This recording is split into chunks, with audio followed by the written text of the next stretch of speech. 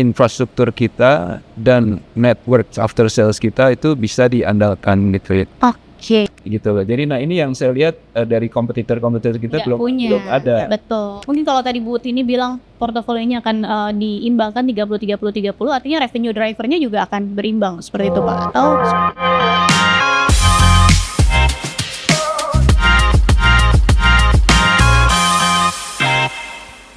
halo Sobat Samuel Sekuritas, kembali lagi di podcast Samuel Sekuritas, yaitu Vantage Point by Samuel Sekuritas Indonesia. Dan kali ini bersama saya, Axis in Axis. Sama seperti episode-episode Vantage Point sebelumnya di podcast Samuel Sekuritas Indonesia, kita akan mengupas satu emiten dari berbagai emiten yang ada di Bursa Efek Indonesia pastinya, untuk bisa melihat lebih jauh dari sisi-sisi yang lainnya dan yang lebih menyeluruh supaya bisa menjadi tambahan knowledge buat Sobat Samuel Sekuritas Indonesia pastinya dalam mengambil keputusan berinvestasi. Nah, kali ini kita akan bahas dengan salah satu emiten. Tebak-tebakan dulu nih dengan Sobat Samuel Sekuritas, kira-kira tahu nggak ya emiten yang satu ini tuh udah matang banget, perjalanannya udah panjang banget di Bursa Efek Indonesia. Kemudian fokus bisnis utamanya ini di manufaktur infrastructure, yaitu PT Bakri and Brothers Tbk atau yang biasa kita sebut dengan BNBR. Langsung aja kita bahas topik kita kali ini, yaitu BNBR Next Chapter, menakar ambisi pertumbuhan di bisnis hijau, bersama dengan dua narasumber yang sudah ada di samping saya, yaitu Bapak Roy Hendrayanto dan juga Ibu Kartini Sali selaku Direktur PT Bakri and Brothers Tbk atau BNBR. Halo, apa kabar Pak Roy? Bu Tini biasa dipanggil ya. Kabar baik. Kita nggak janjian ini tapi udah hijau-hijau karena memang sesuai sama topik dan sesuai dengan harga saham hari ini BNBR hijau ya.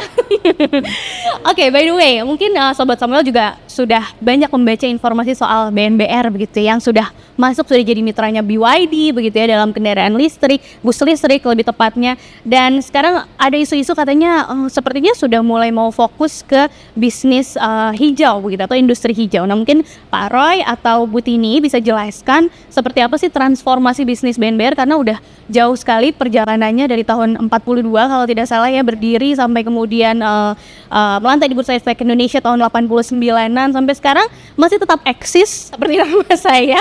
Itu pasti ada strategi dan transformasinya, salah satunya ke sektor kendaraan listrik dan energi terbarukan. Nah, kenapa mau ke arah situ? Pasti yang bertanya ya. Dan histori di belakangnya seperti apa? Oke ya. Saya coba ya. Silakan Pak Roy. Oke. Mbak Axis ya. Namanya Axis banget ya. Kasih. Selamat siang. Makasih waktunya. Jadi kami berdua dari BNBR ya. Yes. Mungkin sedikit memberikan gambaran dan juga mungkin teman-teman yang lainnya sudah paham juga, sudah terinformasi ya. Bahwa memang BNBR itu kan bisnis utamanya manufaktur dan infrastruktur. Jadi itu sebenarnya inti dasarnya kita. Dan memang sebetulnya sudah lama sekali manajemen itu memikirkan bahwa kita harus berubah atau mengikuti perkembangan zaman.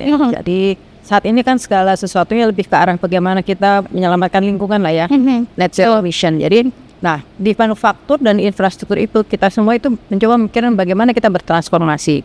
Nah, salah satunya adalah kita punya bisnis Bakri Auto Parts itu yang supply ke spare part.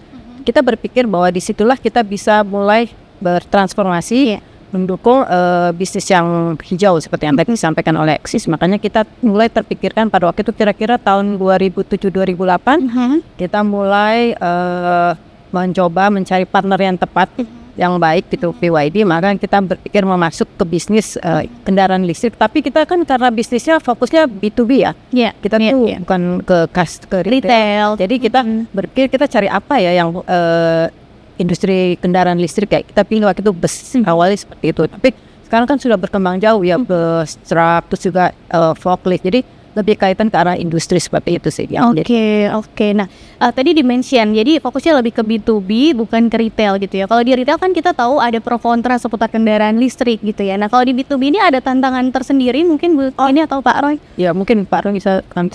Iya, yang pasti kalau retail kan kita harus memiliki jaringan distribusi yang kuat gitu kan.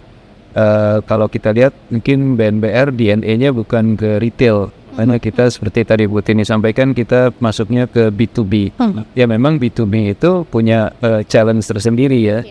Salah satunya mungkin kita harus memiliki infrastruktur after sales yang kuat gitu ya. Karena kalau kita masuk deal dengan suatu business entity, pasti mereka maunya kan semuanya sudah terukur, sudah bisa service yang memuaskan gitu. Jadi kita harus menunjukkan bahwa infrastruktur kita dan network after sales kita itu bisa diandalkan gitu ya. Oke, jadi Contohnya kayak misalnya kalau misalnya dengan contohnya salah satu klien kita yang boleh dibilang sudah lama juga adalah Transjakarta. betul. Pasti kan mereka tidak mau tahu apakah busnya itu beroperasi dengan baik apa enggak, tanggung jawab daripada kita gitu. Nggak mungkin kalau sampai amit-amit mogok gitu kan, kita tidak memberikan after sale service kan tidak mungkin. Gitu. Jadi itu yang selalu kita jaga ya kalau di dalam B2C. Jadi kombinasi networking juga, kemudian services juga gitu ya, itu yang membuat akhirnya BNBR bisa masuk ke industri ini walaupun sebelumnya fokusnya ke manufaktur dan infrastruktur. Di support kita punya pabrik yang support spare part kendaraan. Ada saingannya pasti kan, walaupun tadi ada challenge tersendiri dan pastinya untuk bisa memenangkan misalnya tadi masuk ke Transjakarta itu ada persaingan yang harus dimitigasi pastinya. Nah seperti apa sih strateginya dan mungkin bisa di-mention, mungkin sahabat Samuel nggak tahu juga nih peers-nya itu apa aja kalau di industri EV ini? Sebetulnya kalau yang persaingan dalam arti sebatas mendatangkan bus listrik ya, itu memang ada beberapa ada beberapa. Terus terang, dan kita juga sebetulnya di Transjakarta itu hanya memegang 30%, lumayan ya 30%.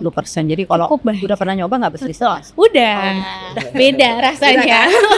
Itu bus listrik itu memang perjalanannya cukup panjang ya, maksudnya bus itu kan nggak ada dan masih belum semua ya kan? Belum semua dan potensinya masih besar. Waktu itu kenapa memang sebetulnya kita berpikir bus itu kan transportasi publik ya. Betul. Karena polusi itu kan sebetulnya dari kendaraan yang kita bisa atur kan yang publik punya. Kayak kita berpikir masuk melalui bus. Nah itu bus sendiri di Transjakarta saat ini kan kita lebih kurang 30-35%.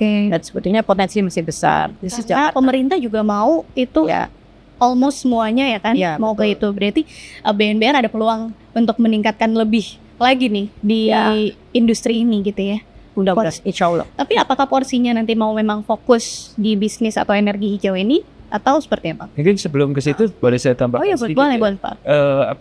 Yang menarik juga saya pikir gimana kita berhadapan dengan peers ya. Kalau kita itu bukan hanya trading. Jadi yang kita masukkan selain tadi ya, selain yang bisnis manufacturing infrastruktur yang sudah lama, konvensional, bisnis yang baru ini kita rancang itu desain bukan dari hanya trading saja, karena DNA kita tadi seperti tadi disampaikan juga adalah manufacturing dan infrastruktur. Jadi kita masuk ke bisnis yang baru ini pun dengan dasar basis manufacturing yang kuat gitu loh. Jadi kita tidak hanya trading sekali lagi, tapi membangun ekosistem dan manufacturingnya, gitu loh. Jadi ini yang saya lihat dari kompetitor kita belum ada. Betul. Jadi kita memsiapkan manufacturnya, menyiapkan ekosistemnya supaya menjadi suatu industri yang berkesinambungan. Iya, jadi sudah all in gitu ya dan saling bersangkutan satu dengan yang lainnya. Nah, tadi nyambung. Jadi kedepannya BNBR apakah memang akan lebih banyak porsi revenue atau fokus bisnisnya ini di industri hijau EV ini atau seperti apa? Tentunya bertahap ya. Kalau ke depan, jadi mungkin lebih ke arah saya bicara lebih ke arah rencana strategi ke depannya untuk pengembangan bisnis BNBR. Jadi memang sekarang kita manufaktur, infrastruktur, tapi masih heavy di non hijau ya istilahnya ya. Boleh di-mention mungkin berapa persennya biar sobat. Sekarang kita kan yang besar mungkin ada pipa. Terus ada spare part, terus kemudian ada juga yang power dan ada juga yang IT. Tapi yang terbesar sih masih dari manufaktur ya, itu sekitar 50% lebih. Nah, dengan kemarin kita berhasil mengakuisisi investasi baru. Nah, itu juga menambah pemasukan. Jadi kedepannya sih inginnya kita inginnya 30. Jadi mungkin rata berarti ya tidak ada yang mendominasi. Seperti itu. Nah, tadi kan Eksis nanya, yang bisnis hijaunya seperti apa? Itu kan ada di manufaktur ya, kita udah masuk di vektor. Lalu kemudian kita juga ada power melalui Helio, itu memang masih kecil. Itu salah satu bagian dari ekosistem yang tadi disebutkan oleh Pak Roy, itu pembangkit listrik tenaga surya. Itu untuk internal aja atau nanti rencananya akan kita juga udah kerjasama dengan PLN sudah ada salah satu proyeknya. Terus juga di internal kita juga pakai. Jadi kita mendukung juga. Jadi semua manufaktur kita itu pabrik-pabrik kita sudah pakai PLTS semuanya. Itu efisiensi juga pastinya kan. Berapa persen sih kalau boleh tahu nih, karena langsung masuk ke itu penasaran, karena itu nanti akan mempengaruhi juga keuangannya BNBR ya kan kalau dari segi operation. Kalau boleh jujur sih masih belum begitu banyak efisiensinya, tapi kan kedepannya bertahap ya. Lakukan semuanya secara bertahap dilakukan efisiensinya. Tapi yang penting kita sudah mendukung pemerintah lah untuk inisiatifnya sudah ada, betul ya, dan juga sejalan dengan visi misi pemerintah tadi ya untuk bisa masuk ke energi hijau. Nah, untuk berikutnya, kemarin mungkin Sobat Samuel sudah nonton podcast di Vantage Point. Kita udah ngobrol-ngobrol bersama dengan VKTR dan sudah kita ketahui bersama bahwa baru-baru ini sudah diresmikan pabrik kendaraan listrik VKTR di Magelang di April 2026. Nah, Pak Roy atau Bu Tini mungkin bisa jelasin lagi sedikit target produksi VKTR dalam 1-2 tahun ke depan tuh gimana sih, khususnya buat bus dan truk listrik ya yang tadi belum dikontrol. Kita tambahin dulu Pak. Kalau kapasitas produksi itu 3.000 itu either bus atau kapasitas produksi ya 3.000 setahunnya. Nah, memang sampai sekarang masih baru ada terpakai sekitar 100 sampai 200. Tapi dalam ke depan ini kita akan banyak ikut untuk pengadaan bus listrik. Jadi sebetulnya itu mix antara bus, truk dan juga ada forklift, tapi forklift kan kecil. Oke. Dan ke depannya kita rencana pengembangan lagi untuk pabrik yang ada di Magelang itu akan kita coba tingkatkan kapasitas. Nah, selain VKTR, proyek-proyek infrastruktur hijau ini masih ngomongin bisnis di infrastruktur hijau ya atau energi baru terbarukan, ada lagi nggak rencananya yang mau dikembangkan ke depannya, Pak Roy atau Bu Tini mungkin? Iya, seperti yang tadi sempat Bu Tini sampaikan udah ya, selain di VKTR itu kita juga membangun namanya Helio Sinar Energy. Nah, itu khusus untuk power pembangkit listrik dan bisnis energi yang hijau gitu. Jadi di situ kita membangun PLTS dan ada juga mungkin di pipeline kita nanti untuk pembangkit listrik dengan air gitu kan, untuk pokoknya yang hijau-hijau deh gitu kan. Nah, saat ini seperti tadi Bu Tini bilang masih kecil porsinya, tapi memang pengembangan ke depan kita udah ada plan untuk meningkatkan portfolio daripada Helio tersebut gitu loh. Nah, saat ini tadi juga Mbak Eksis kan udah bilang internal dulu nih yang kita galakkan. Jadi pabrik-pabrik kita semuanya kita install PLTS, jadi captive kan kalau itu untuk membangun portfolio, membangun pengalaman. Nah, tapi berikutnya kita juga, bukan berikutnya, setelah kita belajar, kita juga sudah kerjasama dengan PLN. Tadi Ibu Tini udah sampaikan juga. Jadi mulai keluar ke PLN, ke Transjakarta, ke klien-klien yang lain, di mana kita menginstall juga charging system untuk kendaraan listrik. Jadi itu satu portfolio tersendiri yang ada di bawah grup BNBR. Oke. Kedepannya apakah mau masuk ke market yang seperti yang lainnya, B2B lain juga ya? Jadi bukan hanya bekerja sama dengan PLN, tapi juga dengan perusahaan-perusahaan yang memang membutuhkan jasa itu. Pasti dong. Itu kan untuk yang internal tuh yang captive saja. Tentu saja kita nggak akan puas dengan yang captive ya, pasti akan kita. Sudah mulai dibahas berarti? Sudah ada juga aset portfolio kita yang kerjasama bukan dengan internal tapi dengan di luar. Oke. Nah, Sobat Samuel sudah baca-baca juga pastinya mungkin di laporan tahunan BNBR dan lain-lain bahwa BNBR ini punya ekosistem bisnis yang saling terintegrasi ya, 4 lini bisnis. Tapi mungkin boleh dijelaskan lagi Bu Tini dan Pak Roy, seperti apa sih keterkaitan dari 4 lini bisnis ini dan gimana itu bisa jadi keunggulan tersendiri buat BNBR? Siap. 4 lini bisnis itu apa aja? Manufacturing? Iya, VKTR dan lini-lini bisnis yang lainnya pastinya. Pak, mungkin Mas. Dan lain-lain. Manufacturing, infrastruktur, VKTR. VKTR ya? Iya, betul. Mungkin yang mungkin saya bisa mulai ya, seperti misalnya VKTR, BMI, kemudian Bakri Power, Helio tadi ya, dan BIN ya, Bakri Indo Infrastructure. Oke.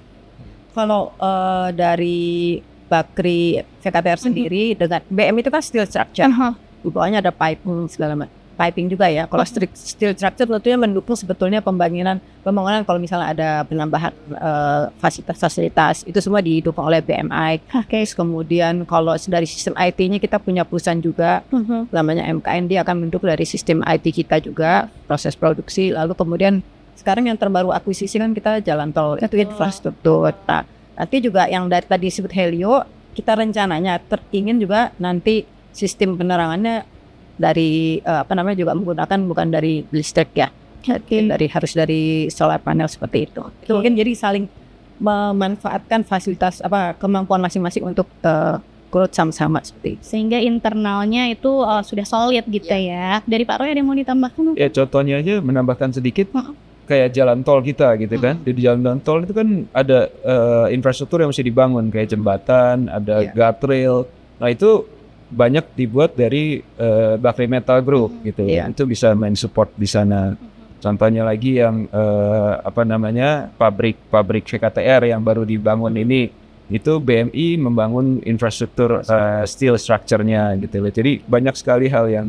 Nah, contohnya lagi Helio membuat PLTS untuk pabriknya Bakri Pipe, untuk pabriknya Bakri Auto Parts. Jadi sebenarnya dalam ekosistem itu sendiri kita banyak memanfaatkan kerjasama antara anak perusahaan. Yes. Itu jadi added value-nya juga pasti buat BNBR dibandingkan dengan perusahaan-perusahaan lainnya gitu ya. Karena memang ekosistemnya sudah terbentuk sejak lama sehingga pastinya ada beberapa resiko-resiko yang bisa diminimalisir ya kan. Nah, kita lanjut tadi menarik dibahas Bu Tini dan Pak Roy, dan ini juga jadi salah satu yang membuat harga saham BNBR waktu itu terbang cukup jauh ketika mulai dengar kabar, bahkan sebelum betul-betul terrealisasi gitu ya, ada isu-isu BNBR mau akuisisi CTT gitu ya, CCT sorry. Nah itu historinya mungkin ya, kita belum banyak bahas seperti apa sih awalnya kok bisa tertarik, kan Amung tadi 10% gitu ya Pak. Kemudian jadi mayoritas, ada strategi mungkin di situ, apakah memang mau untuk meningkatkan fair revenue dari BNBR sendiri dan memang udah dilihat ini prospeknya bagus gitu ya, dan sampai berani mengambil kredit untuk bisa mengakuisisi itu kan, itu berarti salah satu strategi perusahaan yang memang sudah dipikir matang. Boleh dijelaskan? Oke. Iya, emang CCT ini awalnya memang proyek BNBR. Jadi BNBR yang mendapatkan konsesi CCT di tahun 2012-13 lah. Kemudian seiring perjalanannya kita melepas 90% ke Waskita, di mana kemudian Waskita melakukan pembangunan dan kemudian melepas lagi sebagian lagi 55% ke Sarana SMI. Nah, kemudian pada saat pelepasan dari BNBR awal itu kita tetap memaintain satu opsi untuk buyback. Oke. Nah, ini opsi buyback ini yang kita pakai karena kita menghitung bahwa potensi jalan tol ini luar biasa gitu kan. Ini menghubungkan Outer Ring Road 2 Jakarta, yang kita tahu perkembangan Jakarta itu sangat pesat sekali dan melebar ke daerah suburb dari Jakarta, terutama yang di bagian selatan timur, gitu kan. Itu di daerah itu berkembang sekali, ada Bekasi, ada itu Cikampek, Bekasi. Ini apa daerah yang Cibubur ya. Cibubur. Nyambung semua itu kan. Semua kan sampai ke ada MM 2000 sampai nyambung ke Cikampek satu itu. Itu daerah yang pertumbuhannya sangat pesat. Industrinya tumbuh sangat pesat. Pemukimannya tumbuh sangat pesat. Kemudian jalan tol yang dihubungkan tuh ada tol, kita tahu yang paling ramai di Indonesia itu salah satunya Cikampek. Cikampek ke Jagorawi itu dihubungkan dengan jalan tol kita, jalan tol Cimanggis Cibitung. Jadi trafficnya kita tahu kalau Cikampek itu sekitar 300.000 kendaraan, ke bawah itu sekitar 200.000. Jadi ekspektasi kita 40.000 sampai 80.000 itu sebenarnya tidak bukan hal yang sulit gitu kan. Apalagi sambungannya tuh tol yang Cinere Serpong itu sudah 80.000 gitu kan. Jadi kita melihat itu potensi yang harus kita manfaatkan, di mana kita memiliki opsi. Makanya kita harus mengeksersis itu untuk mengakuisisi kembali ke 100%, karena kita lihat potensi asetnya yang luar biasa gitu. Oh, kembali ke 100% berarti apakah ada rencana mengakuisisinya lagi atau seperti apa Pak? Kan udah 100%. 90% bukan ya? Enggak dong, Oke, 10% tambah 90% 90%. Oke, jadi full sekarang punya. Sekarang 100% sudah dimiliki oleh kita. Dan nanti kan akan ada ruas tol baru ya yang nyambung lagi ke CCT, artinya itu semakin tinggi lagi potensi revenue-nya pasti dari situ ya. Ada, itu bukan milik kita, saat ini milik kalau nggak salah Jasa Marga Japexel. Yes. Japexel 2. Volume kendaraannya pasti naik ya kan? Diharapkan begitu. Dari traffic consultant kita tadinya menunjukkan kalau nanti disambung itu akan menambah traffic lagi gitu. Oke. Dan itu sudah cukup tercermin di laba bersih tahun 2025 ya kan, di 494 miliar naik 50%. Tapi memang ini sebagian besar berasal dari keuntungan satu kali akibat akuisisi. Nah, yang suka jadi pertanyaan Sobat Samuel gitu ya, mungkin nggak banyak yang melihat laba bersih ini sebagai sesuatu yang akan jadi satu keputusan investasi karena banyak yang melihat laba operasionalnya. Nah Pak, boleh diyakinkan sedikit ya. Kalau lihat dari full year 2025 laba operasionalnya 117 miliar, sedikit ada penurunan sekitar 58%. Nah itu boleh dijelaskan nggak sih ada apa di baliknya dan seperti apa strategi perusahaan untuk bisa menaikkan laba operasional ini Pak? Iya, memang di tahun 2025 itu kita lihat bisnis manufacturing untuk pipa baja yang pada saat itu masih utama bisnis utama dari BNBR itu mengalami sedikit penurunan secara nasional. Jadi pada saat itu mungkin 2025 kita ingat ada beberapa proyek-proyek nasional yang berhubungan dengan oil and gas itu tertunda. Maka kemudian kita lihat revenue-nya sedikit turun, laba usahanya sedikit turun gitu loh. Tapi dengan kita turun itu kita melakukan efisiensi sehingga turunnya tidak terlalu banyak gitu ya. Nah itu yang kita lakukan satu. Nah kalau ke depan untuk menaikkan itu ya tentu saja kita dengan mengembangkan portfolio ya, mengembangkan portfolio satu, meningkatkan kinerja, meng-cut expenses itulah. Itu yang kita akan lakukan di tahun 2026 ini. Efisiensi sih tadi yang menarik karena banyak perusahaan di tengah kondisi ekonomi yang seperti sekarang sudah melakukan efisiensi. Nah kalau di BNBR sendiri jenis efisiensinya yang seperti apa Pak? Oke, ya yang pasti kita untuk menghitung satu project itu harus kita mitigasi benar-benar ya. Jangan sampai ada cost overrun, jangan sampai ada salah hitung.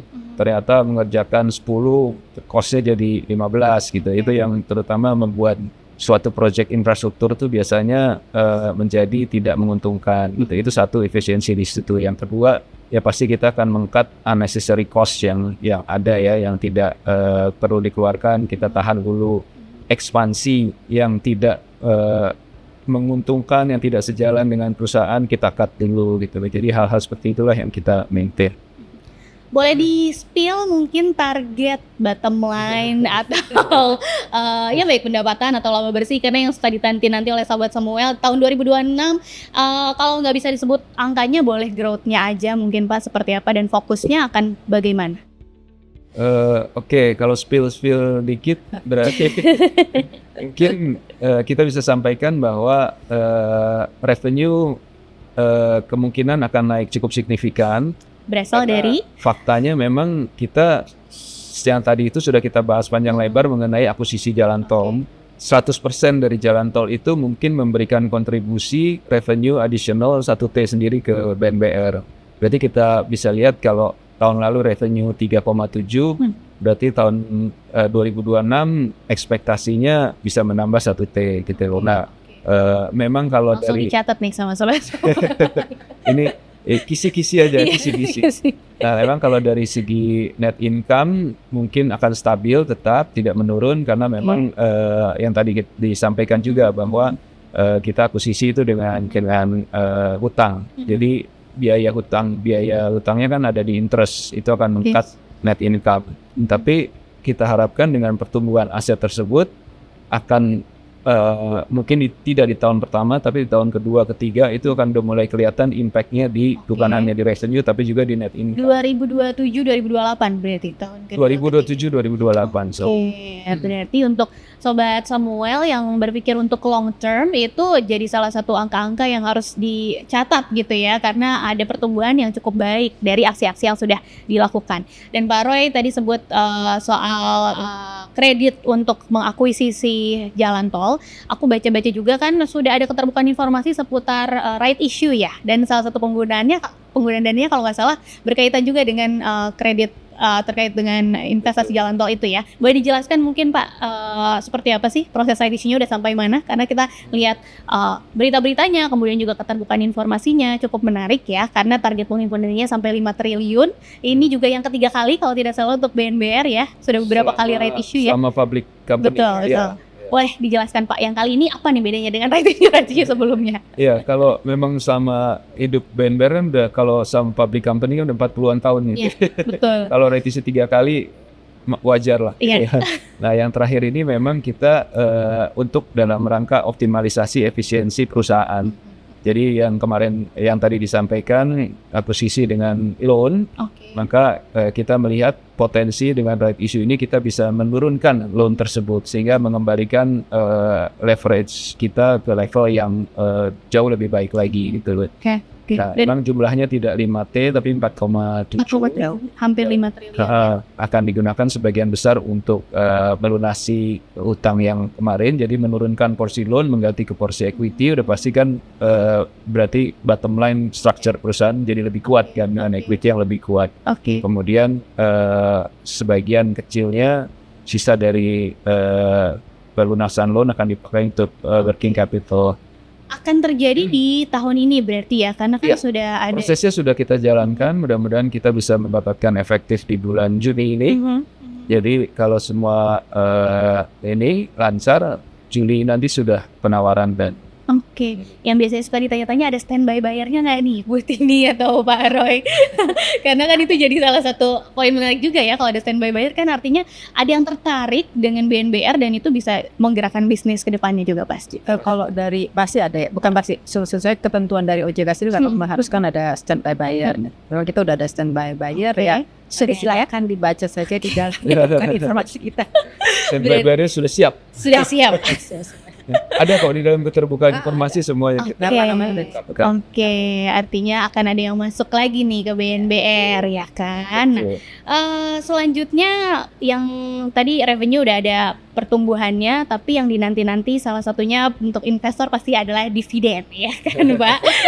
Bersih, karena sudah hampir sudah 18 tahun sudah tidak membagikan dividen. Jadi kira-kira apakah ada angin segar mungkin untuk memegang saham BNBR, atau yang baru mau masuk ke BNBR seperti apa target manajemen untuk membagikan dividen ke depan itu? Iya, saya jawab. Taruh ya tebut ini?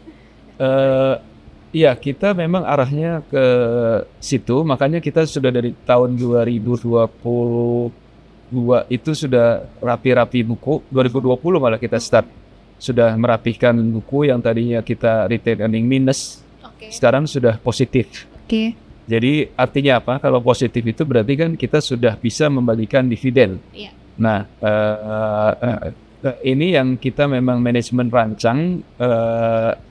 Yang penting bukunya sudah rapi, bisa membagikan dividen. Nah, sekarang kita berusaha supaya bisa membagikan dividen tersebut. Jadi dengan cara kan berarti mengakumulate laba kan berarti kan. Nah, ini yang kita lakukan. Fortunately gitu, kita berhasil mengakuisisi aset bagus tahun 2025. Jadi dari memang pilihannya kemarin bisa aja dana yang dipakai, dana yang terkumpul retain earning yang dihasilkan itu bisa dipakai untuk bagi dividen. Tapi kita melihat ada peluang yang lebih bagus, makanya kita masuk ke investasi dulu nih. Investasi di mana bisa menghasilkan laba yang lebih besar lagi ke depan.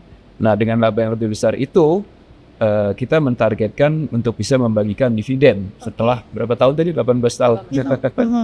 Jadi kalau tadi Pak Roy bilang mungkin akan tercermin perbaikannya di tahun kedua ketiga 2027-2028, akan ada sinyal-sinyal bagi dividen di tahun-tahun itu juga mungkin Pak? Saya nggak bilang begitu, tapi disimpulkan seperti itu ya boleh saja. Harapannya ya, kalau memang ternyata terrealisasi target-target yang tadi sudah ditetapkan manajemen, bukan tidak mungkin gitu pembagian dividen ini bisa tercapai untuk pemegang saham BNBR. Nah tadi kita bahas full year 2025, Q1 juga sudah dilaporkan ya Kak? 2026 betul. Boleh dijelaskan mungkin Pak highlight-highlightnya seperti apa sih yang ada di kinerja BNBR di Q1 ini? Iya, kita lihat sih sesuai target ya. Jadi di awal tahun memang kita susun budget dan Q1 ini sesuai dengan target. Bisnis manufacturing kita juga sudah mulai sesuai lagi. Kalau tadi saya bilang 2025 agak turun, 2026 ini sudah sesuai dengan target. Itu satu di manufacturing ya, yang berhubungan dengan BRI. Di Vector pun sudah menunjukkan peningkatan yang cukup luar biasa dari segi revenue dan juga laba usaha. Yeah. Kemudian dari Bakri Indo Infrastruktur yang BIN itu, jalan tol tadi juga sudah memberikan hasil yang bahkan di luar daripada target kita untuk pemasukan revenue dari jalan tol. Jadi kita yakin target revenue tahun ini mestinya bisa tercapai gitu. Oke, sisa 6 bulan ya. Dari tahun 2026 ini masih bisa tercapai target yang tadi sudah ditetapkan di awal. Karena kalau lihat laba operasionalnya di Q1 212 itu sudah naik kalau secara year on year 241,9% dan itu sangat besar ya Pak. Itu apakah memang ada sesuatu yang berbeda dengan tahun sebelumnya selain terkait dengan CCT atau seperti apa Pak? Yang kalau laba operasional, laba usaha pasti impact paling besar dari CCT ya. Okay. Karena belum dipotong dengan interest kan gitu loh. Jadi itu pasti peningkatan yang tadi saya sampaikan bahwa peningkatan 1T itu dari CCT.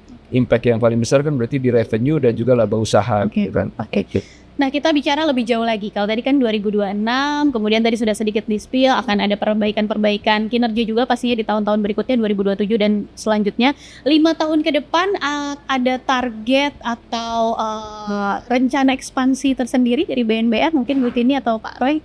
Untuk 5 tahun ke depan sekarang kita kan memang udah ada lini-lini sendiri ya.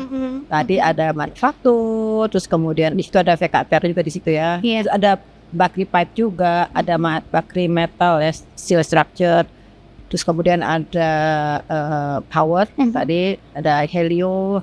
Terus kemudian nanti ada IT, ada jalan tol juga, infrastruktur. Jadi lebih kurang pengembangan industri yang dimasuki tetap kurang sama. Cuman mungkin lebih banyak lagi proyek-proyeknya. Ya, tapi kita akan tadi seperti yang saya sampaikan kan, kita ingin mencoba menyeimbangkan portfolio 30 harapannya ke depannya ya. Jadi tidak lagi tergantung kepada manufaktur. Jadi arahnya ke situ. Portfolionya diperbanyak di bawah, tapi lininya tetap. Oke, dari Pak Roy ada yang mau nambahkan? Mungkin kalau tadi Bu Tini bilang portofolionya akan diimbangkan 30-30-30, artinya revenue drivernya juga akan berimbang seperti itu Pak? Atau seperti itu? Persentase wise akan berimbang gitu kan, tapi tentu saja dengan porsi yang lebih besar daripada. Oke. Jalan tol mungkin setelah Cimanggis Cibitung ada lagi yang itu Butini mau diakuisisi atau proyek-proyek lainnya? Kita lagi lihat-lihat sih. Sudah ada beberapa yang kita sedang analisa. Kriterianya apa aja sih Bu? Kan jadi kalau dari kriteria itu kita bisa analisis gitu ya. Oh kira-kira BNBR kayaknya mau akuisisi jalan tol yang ini gitu. Berarti saya ngomongin risk acceptance kriteria kita ya.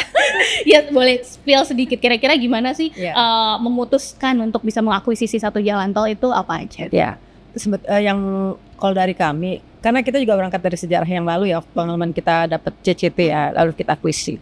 Jadi sebetulnya kita inginnya jangan sampai masih ada resiko operasional. Maksudnya dalam arti masih ada masa pembangunan, karena kan justru di situ banyak sekali aspek-aspeknya ya, aspek sosial dan sebagainya. Lalu kemudian juga ya mungkin dari segi investasi cukup berimbang dengan proyeksi ke depannya seperti apa. Jadi intinya seperti itu, dan jangan sampai ada risiko kurs lah. Kita udah Pak Roy benerin nih keuangan kita jangan tidak ada resiko kurs ya Pak ya. Kita udah pinjaman kan nggak ada yang dalam mata uang asing ya. Kita berharap kalau bisa ke depannya tidak ada risiko kurs. Itu sih yang kita Ya, itu yang tadi baru aku mau tanyain juga nih, sebagai pertanyaan penutup kita, soal resiko kurs, kemudian resiko-resiko lainnya, harga minyak, dan lain-lain. Apalagi di tengah ketidakpastian ekonomi global saat ini, banyak perusahaan yang juga sadar gitu ya, bahwa memang tidak mudah untuk menjalankan bisnis di masa-masa seperti ini. Kalau dari BNBR sendiri ada strategi khusus nggak untuk memitigasi resiko-resiko tadi, termasuk juga resiko tadi kan? Mungkin Pak Roy ada yang mungkin nanti Mbak Roy tambahkan ya. Tadi seperti saya sampaikan, kita udah saat ini ya, yang resiko exposure langsung mata uang asing udah nggak ada ya, dengan kemarin kita restrukturisasi penjutaan. Tapi memang tentu masih ada ya, seperti dalam baterai pipe, itu kan dia produksi pipa, tentu ada komponen import. Tapi ya kita berusaha untuk ya menyesuaikan juga dengan harga ke market. Tapi insya Allah mudah-mudahan masih bisa termitigasi. Kita selalu melakukan sensitivity analysis. Mudah-mudahan sih masih bisa tercover. Show. Oke. Yes, itu sudah di cover semua sama Bu Tini. Tadi disampaikan juga kita berusaha mematchkan antara pendapatan kita rupiah, jadi tidak boleh ada utang yang dolar. Jadi utang dolar kita sedikit sekali, itu cuma untuk ini aja, fasilitas SPLC atau apa gitu kan. Jadi boleh dibilang kalau dari segi kurs kita aman. Dari segi bahan baku memang tidak bisa diungkiri ya, sebagian bahan baku kan baja harus itu memang dimitigasi dengan risk management yang harus kuat juga ya. Yang penting sudah terukur gitu ya resikonya, sehingga strateginya juga sudah dipikirkan matang-matang. Nah, terakhir baik Pak Roy atau Bu Tini, jadi kebalik-balik gitu ya. Karena mau right issue, mungkin ada yang mau disampaikan ke Sobat Samuel, alasan-alasan kenapa sih BNBR ini masih menarik untuk sampai ke depannya. Oke. Mungkin kalau saya boleh bilang sedikit tentang BNBR ini, itu suatu kombinasi yang menarik, unik dari manufacturing dan infrastruktur. Kita lihat bisnis yang sudah 80 tahun ini, manufacturing, old style manufacturing, tapi tetap menghasilkan sesuatu yang baik sampai sekarang. Kita memegang market share terbesar untuk oil and gas pipa di Indonesia. Dan itu pertumbuhannya pun masih cukup baik, meskipun tidak double digit. Jadi ada suatu bisnis solid yang membawahi BNBR. Tapi di samping itu juga kita mulai masuk ke bisnis hijau. Bisnis hijau ini sebenarnya baru masuk awal, di mana potensi pertumbuhannya jauh lebih tinggi gitu. Itu bisa double digit. Kalau kita hitung proyeksi kita di Vector, itu mungkin bisa double digit pertumbuhannya. Jadi kita lihat satu BNBR ini suatu bisnis yang sudah solid, tapi memiliki potensi yang besar. Dan tambah lagi sekarang kita masuk ke recurring income, di mana kita masuk infrastruktur yang memberikan recurring income. Jadi mudah-mudahan bisa menjadi suatu company yang solid, memberikan revenue yang recurring, dan juga memiliki potensi pertumbuhan yang besar. Oke. Apalagi dengan adanya right issue ini gitu ya. Silakan Bu Tini. Semua lebih tough. Mungkin strategi lebih secara umum gitu ya, secara garis besar seperti apa sih strategi investasi BNBR? Ya, sebetulnya pada prinsipnya ya kita tetap pada core DNA kita manufacturing dan infrastruktur ya. Namun seperti tadi udah kita sampaikan bahwa di sisi lain kita mencoba mengikuti kebijakan pemerintah untuk mengembangkan bisnis net hijau ya. Jadi yang bisnis-bisnis inti tetap dijalankan, lalu kita juga tetap berusaha menambahkan dengan bisnis-bisnis hijau. Salah satu sudah mulai KTR dan Helio ya. Arti mungkin kedepannya ada lagi bisnis. Tadi udah di-spill Pak Roy sebetulnya. Jadi mungkin netizen udah dengar tadi sedikit. Itu seperti itu sih. Tapi jadi yang tetap core bisnis kita, cuman di bawah-bawahnya itu nanti ya kita lihat sesuai dengan risk kriteria kita. Terima kasih Bu Tini, Pak Roy, sudah banyak tadi yang disampaikan. Kita bisa ambil kesimpulan ya, bahwa kalau ada biasanya penilaian atau stigma tentang perusahaan yang sudah matang, yang sudah lama itu growth-nya akan stuck di situ-situ aja, ternyata nggak juga. Contohnya seperti BNBR ini ada banyak inovasi-inovasi untuk bisa menjaga keberlanjutan bisnis, salah satunya dengan masuk ke industri hijau gitu ya, baik dari electric vehicle dan inovasi-inovasi lainnya. Tapi tetap saja obrolan-obrolan kita tadi bukan untuk mengajak membeli ataupun menjual BNBR gitu ya. Keputusan investasi tetap harus disesuaikan dengan profil risiko, kemudian juga pengamatan-pengamatan atau analisis-analisis dari Sobat Samuel semuanya. Jadi bijak-bijaklah berinvestasi pastinya. Kalau kita lihat tadi ada banyak sisi positif dari BNBR, bisa diambil, silahkan dicatat, tapi juga bisa dibandingkan dengan emiten-emiten lainnya juga pastinya. Dan jangan lupa juga untuk Sobat Samuel, terus percayakan portofolio investasi Anda bersama Star by Samuel Sekuritas Indonesia yang bisa langsung kalian download di App Store, Google Play, dan juga App Gallery. Sekali lagi terima kasih banyak Pak Roy, Bu Tini. Jangan kapok untuk main ke sini. Kita akan ngobrol-ngobrol, masih banyak lini bisnis lainnya yang bisa dikupas gitu ya di Vantage Point by Samuel Sekuritas Indonesia. Saya Eksis, kemudian Pak Roy dan Bu Tini pamit undur diri. Sekali lagi pesannya tetap bijak berinvestasi dan tetap update insight Anda di sosial media kami. Sampai ketemu di podcast Samuel Sekuritas Indonesia berikut.